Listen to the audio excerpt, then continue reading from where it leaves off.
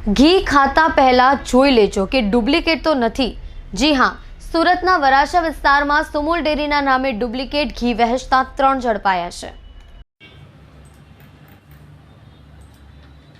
1 લીટરના pouch ઉપર સુમુલનું ઘી વેચવામાં આવે તો 15 રૂપિયા પ્રોફિટ મળે છે, જ્યારે બનાવટી ઘીમાં 200 રૂપિયા જેટલો તોતિંગ નફો થતો હોવાને કારણે શહેરમાં સરેઆમ ડુપ્લિકેટ ઘીનું વેચાણ કરવામાં આવી રહ્યું છે।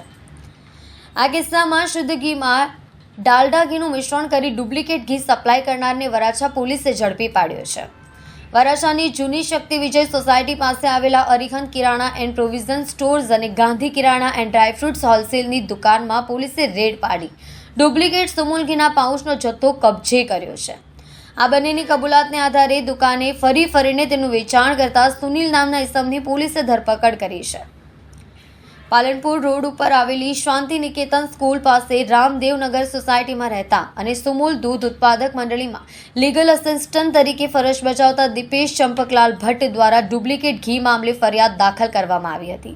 તેમને બાતમી મળી કે વરાછા જૂની શક્તિ વિજય સોસાયટી ખાતે રીટા પાર્કમાં આવેલા અરહિત કિરાણા એન્ડ પ્રોવિઝન સ્ટોર્સ અને ગાંધી કિરાણા એન્ડ ડ્રાયફ્રૂટ નામની હોલસેલની દુકાનમાં સુમુલ દૂધ ઉત્પાદક મંડળ તથા અન્ય કોઈ લાયસન્સ વગર સુમુલ શુદ્ધ ઘીના ડુપ્લિકેટ પાઉચ બનાવીને તેનું વેચાણ કરે છે।